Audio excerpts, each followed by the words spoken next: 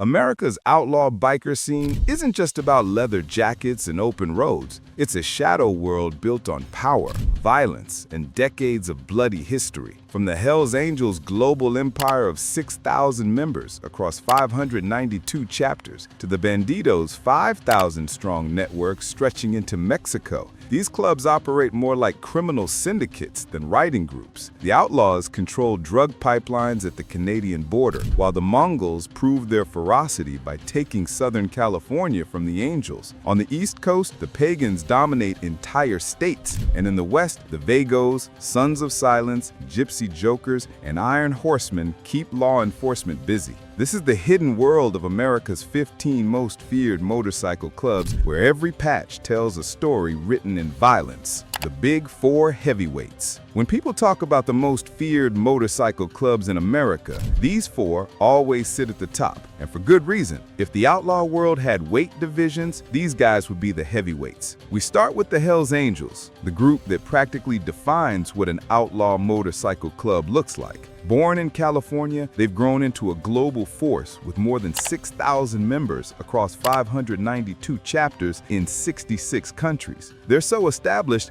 they're registered as a legal corporation in both the US and Canada. Federal agencies estimate they pull in close to $1 billion a year from drug trafficking, especially meth. Their red and white colors are recognized everywhere, and when they ride into any territory, people immediately understand who just arrived. Next up are the Bandidos, a Texas-sized crew with more than 5,000 members and an even bigger drive for power. They run drug routes across the Mexican border and are considered just as strong and dangerous as the Angels. The FBI put them on the Big Four list after the deadly Waco shootout and several murder cases tied to the club. This isn't a weekend riding group. This is a full-scale criminal network with deep roots and serious muscle. Then we have the Outlaws MC. The oldest of them all. They started back in 1936 and built a reputation that only got harder with time. With more than 1,700 members across hundreds of chapters, they control major drug trafficking pipelines at the Canadian border. Their long-running war with the Hells Angels has left bodies on both sides, and there's no hint that either club is ready to back down. And finally, the Mongols MC.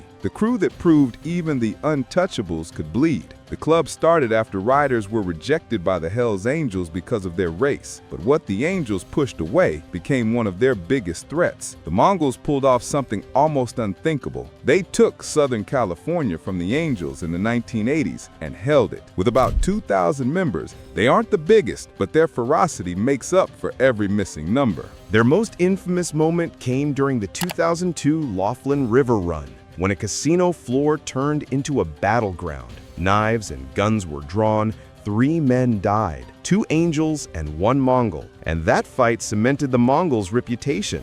After that, their influence exploded into Mexico, Australia, and Europe. The East Coast Enforcers. When it comes to fear and influence on the East Coast, few names hit harder than the Pagans MC. Formed in Maryland back in 1959, they're the ones who introduced the 1% patch that countless other clubs later copied. The Pagans claimed the entire East Coast as their turf, and they're known for making sure outsiders understand that. They've clashed with the Hells Angels more than once, including a 2005 ambush on a Philadelphia chapter vice president. The club runs more like a corporation than a group of bikers, with strict layers of leadership focused on drug trafficking, racketeering, and violence. Federal cases against them have repeatedly shown that intimidation and weapons aren't exceptions, they're part of how the club operates. Then there's the Warlocks MC, a name that even other outlaw bikers approach carefully. The club was founded in 1967 by Navy veterans and is rooted mainly in Florida, where they have 11 chapters spread across the state. Their history is packed with accusations of murder,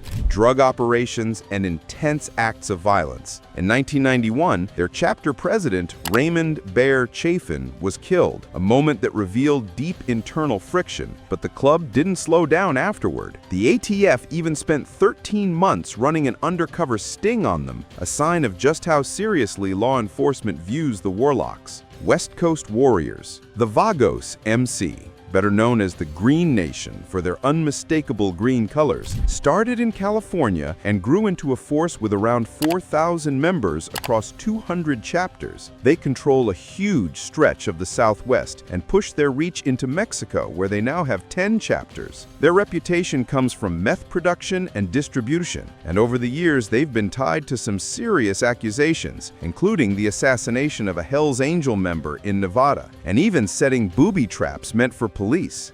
In one rare twist, the Vagos actually won a defamation lawsuit against a California police department, showing that some clubs know how to fight inside a courtroom just as hard as they do on the street. The Wild Cards. The Sons of Silence began in Colorado in 1966, gradually building out chapters across the Mountain States and the Midwest. With about 250 members and 35 chapters, they're not the largest, but they've managed to grow through strong alliances, especially their partnership with the Hells Angels. They enforce strict traditions, including a rule that every member must ride a Harley. Over the years, the club has been connected to turf battles and reckless weapons use in several states. Then there's the Gypsy Joker, a club that even made its way into Hunter S. Thompson's legendary book on the Hells Angels. Their main base is in the Pacific Northwest, but they've also become one of Australia's most violent outlaw groups. Members have faced indictments for murder, kidnapping, and racketeering in cases stretching from 2003 all the way to today. One of the most disturbing incidents was the 2015 kidnapping and killing of former member Robert Huggins, a brutal example of how far internal discipline can go. Federal prosecutors described the Gypsy Jokers as an outfit that preserves, promotes, and protects its power through intimidation, violence, and extortion. The Iron Horseman MC, founded in Cincinnati in 1967, operates throughout the Northeast and Midwest. Their history includes beating a police officer to death, running large meth operations, and being involved in a cocaine smuggling pipeline known as Operation Trojan Horse, which moved drugs from Mexico all the way to Maine. Back in 2009, 15 of their members were convicted in a major drug trafficking case.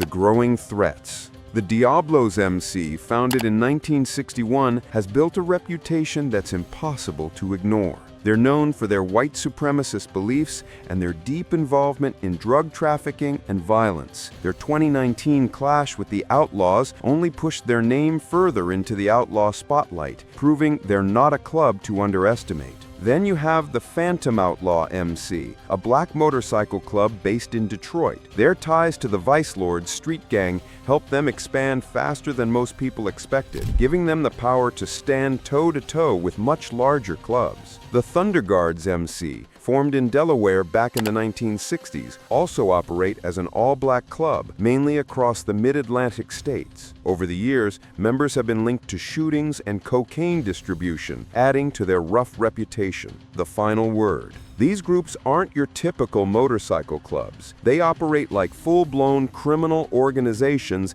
that just happen to ride on two wheels. From one end of the country to the other, they're tied to drug trafficking, weapons smuggling, murders, and territory wars that make them look more like modern-day armies than clubs. Law enforcement across the U.S. treats them as organized crime for a reason. That patch on their vest isn't just a logo, it's a symbol of loyalty to an organization that's willing to spill blood for it. The romantic biker image you see in movies doesn't match reality. In this world, the road usually leads to violence, prison, and a life spent constantly watching your back. Whether it's the Hells Angels running a global operation or the Mongols fighting to expand, these clubs show just how dark the outlaw highway can get. Understanding them isn't just learning history, it's recognizing how organized crime travels openly across American roads.